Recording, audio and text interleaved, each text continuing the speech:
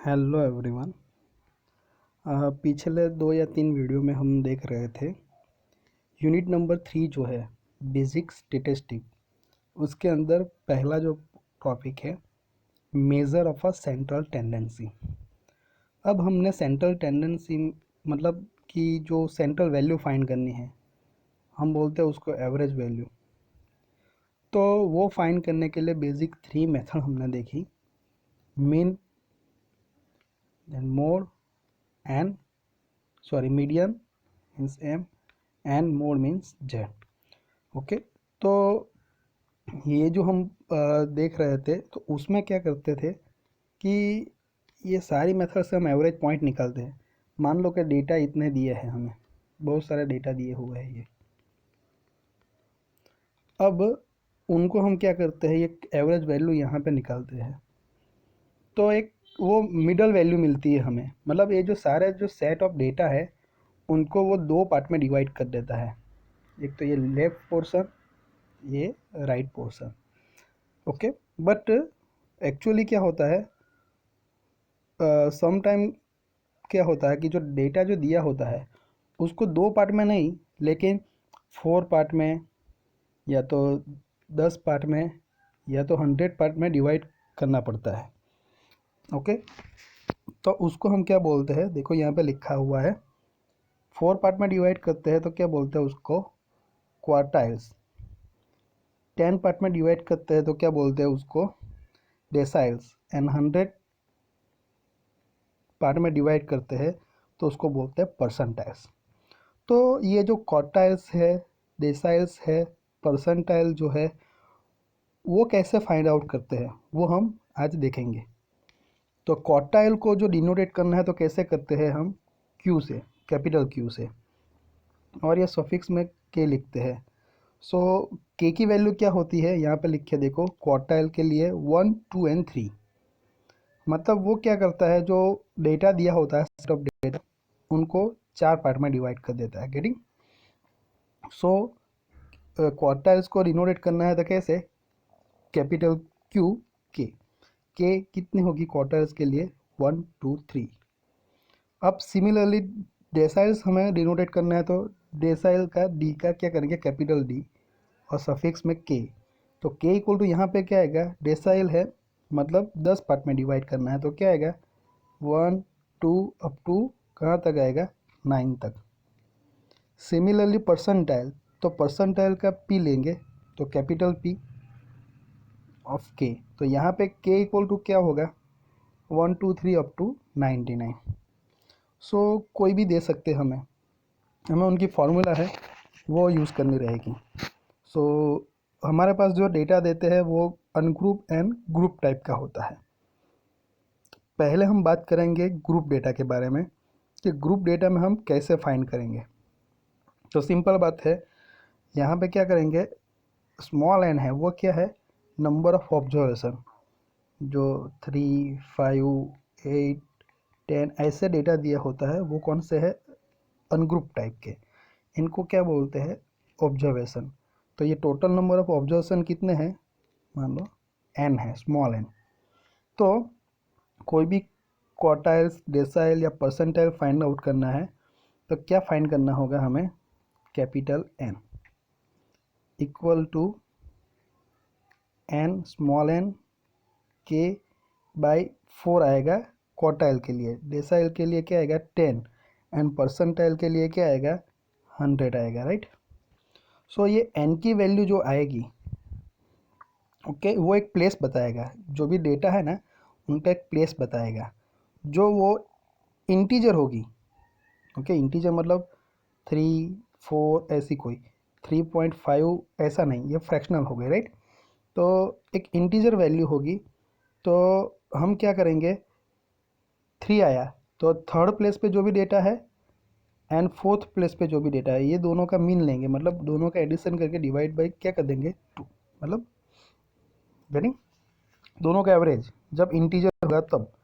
Integer नहीं होगा तो क्या करेंगे, तो उसकी जो नेक्स्ट वैल्यू होगी ना वो हम चूज़ कर लेंगे। मैं आपको एग्जांपल में बताता हूँ। तो गेटिंग, ये आपको कैपिटल एन फाइंड करना है कोई भी क्वार्टाइल, डेसाइल या परसेंटाइल के लिए।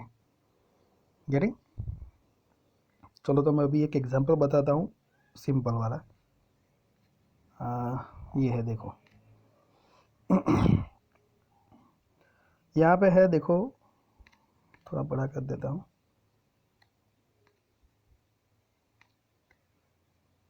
From the following data of wages of workers find, ये हमें फाइंड करना है। तो क्या है Q1 मतलब क्वार्टाइल 1 एंड क्वार्टाइल 3। एक्चुअली कितना आता है, के की वैल्यू 1, 2 एंड 3, तो यहाँ पे सिर्फ 2 फाइंड करना है। Decyl 7, D7 and P43। तो कैसे फाइंड करेंगे, पहले तो एक बात याद रखना है यहाँ पे कि देखो यहाँ पे लिखा है rearrange the data in increasing order. Increasing order means ascending order में हमें उसको अरेंज करना है, रीअरेंज कर देना है फिर से। ओके, तो यहाँ पे देखो ये डेटा जो दिए हैं उनको असेंडिंग ऑर्डर में अरेंज किया है पहले। तो पहले छोटी वैल्यू आएगी, उसके बाद उससे ज़्यादा, और एंड में हाईएस्ट वैल्यू। तो इस तरह से हमें असेंडिंग ऑर्डर में पहले तो उनको रीअरेंज करना है। देन क्या फाइंड करना है, Q1। तो Q1 के लिए हम क्या करेंगे, देखो यहाँ पे लिखा है 4Q1 कॉमा n फाइंड करेंगे। तो n की वैल्यू हमने क्या इक्वेशन देखा है, स्मॉल n k बाई क्या आता है, क्वार्टाइल के लिए 4 आता है। तो यहाँ पे Q ये है, तो Q1 है, तो n की वैल्यू क्या है, स्मॉल n की वैल्यू 1 है। तो कैपिटल N क्या हो जाएगा हमारा, सॉरी k की वैल्यू ये है ना, हम लिखते हैं QK, तो स्मॉल k की वैल्यू क्या हो जाएगी, 1 हो जाएगी, राइट। तो यहाँ पे क्या आएगा n/4। अब n क्या है, नंबर ऑफ ऑब्जर्वेशन। तो कितने ऑब्जर्वेशन है, 1 2 3 4 5 6 7 8। सो टोटल नंबर ऑफ हमारा ऑब्जर्वेशन कितने हैं, स्मॉल n 8 है। तो 8/4 करेंगे तो क्या आएगा, 2 आएगा। सो 2 जो है वो क्या हो गया, सेकंड पोजीशन पे कौन सा नंबर है वो बताता है। तो देखो ये फर्स्ट है और ये सेकंड पे कौन है, 120, राइट। तो 2 क्या आया है हमारा, इंटीजर आया। सो इंटीजर आता है तो क्या करना है, जो पोजीशन पर डेटा है वो और उसका नेक्स्ट क्या है 127, ये दोनों का क्या करना है, एवरेज, वो हमारा Q1 हो जाएगा। ओके, तो 120 प्लस 127 डिवाइड बाई 2 करोगे तो वो आंसर क्या आएगा, Q1 का आएगा। सो पहले तो हमने कैपिटल N फाइंड किया, वो Q1 फाइंड करने के लिए वो ज़रूरी है। उसका आंसर इंटीजर आता है नहीं आता है वो देखना है। जब इंटीजर आता है तो ये 2 क्या बताता है, ये जो डेटा हमने रीअरेंज किया ना उसकी पोजीशन बताती है। सो सेकंड नंबर पे डेटा कौन सा है, 120। सो 120 लिखा और उसका आगे का 127, n+1 मीन्स। सो ये दोनों का एवरेज मतलब इस तरह से फाइंड करेंगे, जो भी आएगा वो हमारा क्या हो जाएगा, Q1। गेटिंग? चलो अब नेक्स्ट क्या फाइंड करना है, Q3। तो Q3 में हम क्या करेंगे, n फाइंड करेंगे पहले। तो देखो यहाँ पे लिखा है n इक्वल टू, डायरेक्ट लिख दिया है, लेकिन क्या आता है, स्मॉल n k/4 आता है क्वार्टाइल के लिए। तो n हमारे पास कितने हैं, टोटल नंबर ऑफ डेटा 8 है, k क्या है यहाँ पे 3 है, तो ये हुआ। तो आप कैंसल आउट करोगे 4 को तो कितना आएगा, आंसर 6 आएगा। तो 6 पोजीशन कौन सी है, देखो 1 2 3 4 5 6, 191 है। उसके आगे का क्या इंटीजर है, 6 क्या है इंटीजर, तो उसके आगे का क्या है 205। ये दोनों का हम एवरेज करेंगे तो क्या मिलेगा, Q3। देखो यहाँ पे है जरी। चलो अब हम बात करते हैं नेक्स्ट की D7। तो D7 फाइंड करने के लिए उसका n चाहिए हमें। तो n क्या करेंगे, n के सेम ही रहता है, n k बाई, ये डेसाइल्स है तो क्या लिखेंगे 10। तो ये D7 है तो k की वैल्यू कितनी है, 7, और n कितना है 8 डिवाइड बाई 10। तो आंसर क्या है हमारा 5.6। तो 5.6 इंटीजर है, नहीं है, वो एक फ्रैक्शनल वैल्यू है ना। तो क्या करेंगे, 5.6 का पोजीशन कौन सा है वो पता चलेगा नहीं, तो उसका जो है हाईएस्ट मतलब उसको एक राउंड फिगर में लिख देंगे। तो क्या लिखे 5.6 की जगह पे नेक्स्ट जो आता है वो इंटीजर 6। 5.6 को क्या कंसिडर करेंगे, 6। तो 6 पोजीशन पे कौन सा डेटा है, ये देखो गिनती करके 191, तो वो हमारा क्या हो जाएगा D7। यहाँ पे लिखा है देखो the value at 6th place, getting. So मिल गया ऐसे। सिमिलरली हमें फाइंड आउट करना है P43, तो उसके लिए n क्या आएगा, small n k by percentile है ना p मतलब, तो डिवाइड बाई क्या आएगा 100। P43 है तो k की वैल्यू क्या है 43, n तो हमारा 8 है। बस ये काम करना है। देखो यहाँ पे है तो आंसर कितना आया 3.44। तो हमें ये इंटीजर नहीं है, ये फ्रैक्शनल वैल्यू है, पॉइंट में है 3.44। तो कौन सी प्लेस हम कंसिडर करेंगे 4, उसका नेक्स्ट इंटीजर ले लेंगे 4th प्लेस।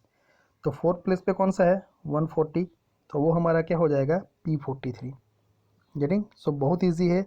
ये किसके लिए हमने देखा, ये सिंपल जब ऑब्जर्वेशन देते हैं ना उनके लिए हमने देखा है, गेटिंग।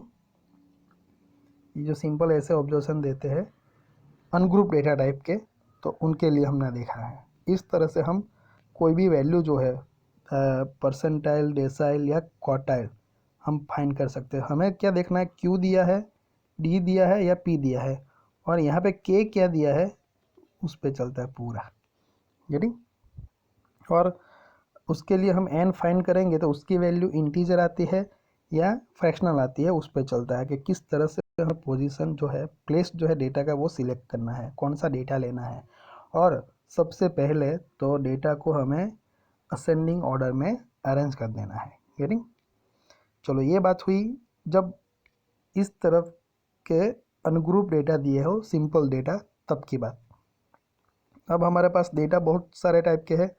तो देखो यहाँ पे लिखा हुआ है कि जब जब फ्रीक्वेंसी डिस्ट्रीब्यूशन मतलब कि ग्रुप डेटा आ जाए, हमने बात की वो अनग्रुप डेटा के लिए यहाँ पे, अब हम बात कर रहे हैं ग्रुप डेटा के लिए।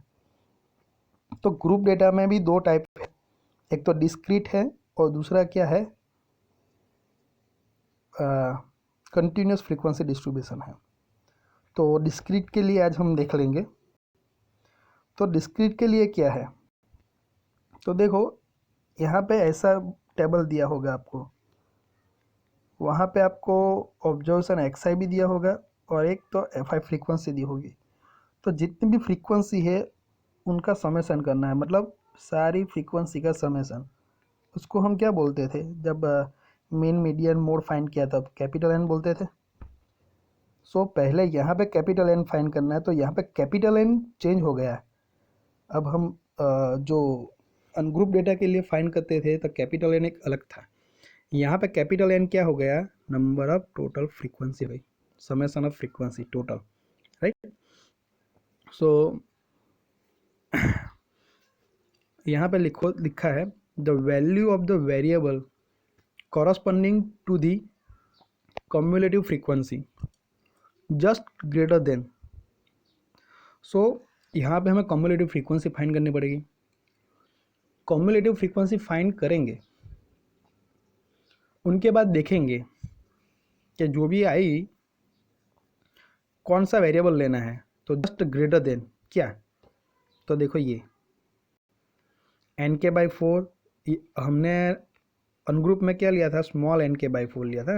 n क्या बताता था, नंबर ऑफ ऑब्जर्वेशन। यहाँ पे क्या हो जाएगा हमारा कैपिटल n/4, तो कैपिटल n क्या हो गया, summation of frequency, total frequency. तो वो उसका आंसर क्या आता है वो हमें देखना पड़ेगा, गेटिंग। उसके बेस पे हम हमारा जो है आंसर सिलेक्ट करेंगे, वो भी हम एग्जांपल के थ्रू हमको बताएंगे तो ज़्यादा पता चलेगा। तो देखो यहाँ पे एक एग्जांपल है, the following is the marks obtain bye students. तो मार्क्स लिखा है स्टूडेंट, तो ये आपका एक्स हो गया और ये स्टूडेंट जो है वो क्या हो गया आपका एफ फ्रीक्वेंसी। तो उनको हम क्या कर देंगे, ये टेबल हॉरिजॉन्टल दिया है तो हम वर्टिकल लिख देंगे, मार्क्स मतलब एक्स आई, उनको ऐसे लिख देंगे, स्टूडेंट मतलब एफ आई ये। और हमें क्या चाहिए कॉम्युलेटिव फ्रीक्वेंसी, तो मैं शॉर्ट में लिखता हूँ सी एफ। बस इतना हमें कर देना है पहले। बाद में क्या फाइंड आउट करना है, कैलकुलेट दी क्वार्टाइल्स, मतलब क्वार्टाइल्स ऐसा ही दिया है तो सारे करने हैं, मतलब सारे कितने आएंगे, Q1 Q2 एंड Q3, क्योंकि हम ऐसे डिनोटेट करते हैं के की वैल्यू क्या आती है 1 2 एंड 3, तो 3 ये फाइंड करने हैं। बाकी क्या फाइंड करना है 8 डेसाइल्स मतलब D8 एंड 90 परसेंटाइल मतलब परसेंटाइल का P और 90 P90, बस इतनी चीज़ फाइंड करनी है 5 थिंग। तो मैंने बोला वैसे हम टेबल बना देंगे पहले। देखो ये टेबल बन गया। सो ये मार्क्स मतलब एक्स ए एफ और ये कम्युलेटिव फ्रीक्वेंसी। सब कम्युलेटिव फ्रीक्वेंसी कैसे फाइंड करनी है वो एक्चुअली हमें पता ही है, राइट। तो क्या करेंगे, ये एफ है हमारा, तो ये 4 को एज इट इज़ लिखेंगे फ्रीक्वेंसी को, देन उसको नेक्स्ट फ्रीक्वेंसी के साथ ऐड करेंगे, तो जो भी आंसर आएगा वो C F cumulative frequency next हो जाएगी 16 प्लस 26 क्या हो जाएगा 42 प्लस 8 क्या हो जाएगा 50। सो एज इस तरह से करते जाओ तो जो एन आएगा ना वो 60 पे ही आएगा। वो क्या होगा एक्चुअली, ये जो फ्रीक्वेंसी है हमारी एफ, उसका एडिशन क्या आएगा 60, उसको हम क्या बोलते हैं कैपिटल एन। तो यहाँ पे लिखा भी है देखो, कैपिटल एन इक्वल टू, देखो अनग्रुप डेटा था तब कैपिटल एन अलग था वहाँ पे, यहाँ पे अलग है, right. So capital N equal to क्या हुआ समेशन ऑफ फ्रीक्वेंसी, तो उसका ये सारी फ्रीक्वेंसी का टोटल कितना आया 60। अब हम फाइंड करेंगे तो उसके लिए क्या चाहिए actually Q1 Q2 and Q3 चाहिए ना, तो वो सभी के लिए हम फाइंड आउट कर देंगे पहले। सो Q1 एक्चुअली क्या होता है, Q1 इक्वल टू क्या होता है कैपिटल एन के बाई 4 होता है। सो कैपिटल एन कितना है 60 और यहाँ पे के कितना है 1, तो 60/4 कितना हो जाएगा 15, वो यहाँ पे लिखा है देखो, ओके गेटिंग। तो 15 आया ये, तो 15 देखो कहाँ पे आता है कम्युलेटिव फ्रीक्वेंसी में देना है, यहाँ पे आता है 15, तो उसकी ग्रेटर देन फ्रीक्वेंसी कौन सी है 16 है, वो लेनी है। उनके कॉरस्पॉन्डिंग कौन सा है वेरिएबल एक्स, वो हमारा आंसर Q1। गेटिंग, पता चला। Q1 में हम क्या करते हैं, फॉर Q1 हमने देखा ना अभी ये वाला, ओके क्यू के लिए मतलब ये यूज़ करना है, तो हम वही यूज़ करेंगे यहाँ पे भी कि Q1 के लिए हम क्या करेंगे फाइंड करेंगे एन के बाई 4, तो 1 है तो के की वैल्यू क्या हो जाएगी 1 और एन हमारा कितना है 60, तो 60/4 कितना आता है 15 आता है। तो 15 आप कम्युलेटिव फ्रीक्वेंसी में देखना है कहाँ पे आता है, यहाँ पे 15 4 एंड 16 के बीच में, तो उसकी स्लाइटली हायर वैल्यू 16 हो गई, उसके कॉरस्पॉन्डिंग कौन सा है एक्स हमारा, वो हमें लेना है। गेटिंग, तो कितना है 10 है, तो Q1 हमारा क्या हो जाएगा 10, यहाँ पे लिखा भी है देखो, तो वैल्यू कॉरस्पॉन्डिंग टू CF, मतलब कि ये 10 वैल्यू कॉरस्पॉन्डिंग टू ये CF जस्ट ग्रेटर देन ये हमारा जो 15 है ना उसका।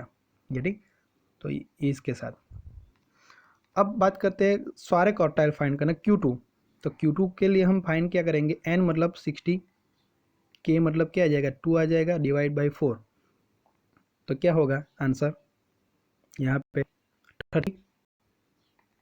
Q2 के लिए करें तो 30 कहाँ पे आता है 16 एंड 42 के बीच में आता है, तो उससे ग्रेटर मतलब क्या हो जाएगी 42, उसके साथ कोरस्पॉन्डिंग क्या है x 15, तो Q2 का आंसर क्या हो जाएगा 15। ओके, अब हमें नेक्स्ट क्या फाइंड करना है Q3, तो Q3 के लिए हम फाइंड करेंगे n मतलब कैपिटल N मतलब 60, k क्या है हमारा 3 डिवाइड बाई क्वार्टाइल है तो 4, तो देखो 60 इंटू 3/4 कितना हो जाएगा 45। सो 45 कॉम्युलेटिव फ्रीक्वेंसी में कहाँ पे आता है देखो, ये 42 एंड 50 के बीच में 45 आता है, तो 45 के हायर लेनी है, मतलब 50 के साथ कोरस्पॉन्डिंग क्या है x 20, तो Q3 क्या हो जाएगा हमारा ये 20। गेटिंग, बहुत इजी है।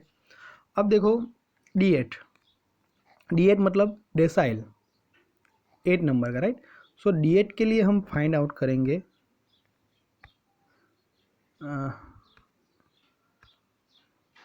D8 चाहिए ना, तो उसके लिए n कैपिटल N क्या है 60 इंटू के की वैल्यू क्या है 8 डिवाइड बाय डेसाइल है तो क्या करेंगे 10, तो आंसर क्या आएगा 48 आएगा।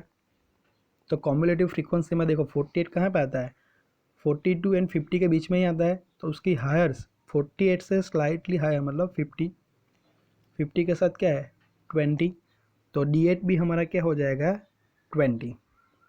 ओके, नाउ नेक्स्ट क्या फाइंड करना है परसेंटाइल, वो भी 90, P90 फाइंड करना है, राइट। तो K की वैल्यू क्या हो जाएगी यहाँ पे 90, तो उनके लिए हम फाइंड करेंगे ना N के बाई 100, तो N मतलब क्या है 60 है, K क्या है यहाँ पे 90 है, डिवाइड बाई परसेंटाइल है तो क्या करेंगे 100, क्वार्टाइल है तो 4 करेंगे, डेसाइल है तो 10 एंड परसेंटाइल है तो 100। तो यहाँ पे आंसर कितना आएगा, देखो ये कैंसिल होता है 0 0, तो आंसर आता है 54। सो 54 हमारे ये कॉम्युलेटिव फ्रीक्वेंसी में देखना है कहाँ पे आता है, कहाँ पे लाइज करती है वैल्यू। तो ये 50 एंड 56 के बीच में 54 आता है, तो 54 से हायर क्या हो जाएगी यहाँ पे वैल्यू 56 के कॉरस्पॉन्डिंग x क्या आता है वो हमारा P90, तो क्या है 25 आ गया। ओके, तो इस तरह से हम quartile, decyl and percentile group data के लिए, और वो भी डिस्क्रीट फ्रीक्वेंसी डिस्ट्रीब्यूशन के लिए हम फाइंड कर सकते हैं। गेटिंग, सो पहले हमने देखा इस टाइप का डेटा हो, इस टाइप का मतलब कि अनग्रुप डेटा हो तो कैसे फाइंड करना है, राइट। तो हम क्या लेते हैं स्मॉल n k बाय लेते हैं 4, यहाँ पे n क्या होता है नंबर ऑफ ऑब्जर्वेशन। लेकिन जब ग्रुप डेटा दिया हो इस टाइप का, और वो भी डिस्क्रीट टाइप है, देखो यहाँ से पता चलता है डिस्क्रीट टाइप है, राइट, कंटिन्यूस नहीं है। कंटिन्यूस के लिए मेथड अलग हो जाएगी, वो हम नेक्स्ट वीडियो में देखेंगे। तो ये डिस्क्रीट टाइप का डेटा दिया हो तो कोई भी फाइंड करना है तो हमें कौन सा इक्वेशन यूज़ करना है एन के बाई, यहाँ पे डिपेंड करता है क्वार्टाइल है, परसेंटाइल है या डेसाइल है। और यहाँ पे एन क्या है total frequency, summation of frequency, ये याद रखना। गेटिंग, सो इस तरह से हमने ये अनग्रुप डेटा के लिए और ग्रुप डेटा में डिस्क्रीट टाइप के डेटा के लिए कैसे फाइंड आउट करते हैं क्वार्टाइल, डेसाइल एंड परसेंटाइल, वो हमने देखा। नेक्स्ट वीडियो में हम देखेंगे जब ग्रुप डेटा हो और कंटिन्यूस फ्रीक्वेंसी हो, मतलब कौन से टाइप की फ्रीक्वेंसी, ये इस टाइप का क्लास दिया हो तो क्या बोलते हैं हम कंटिन्यूस फ्रीक्वेंसी डिस्ट्रीब्यूशन। इसके लिए कैसे फाइंड आउट करना है वो हम देखेंगे। ओके।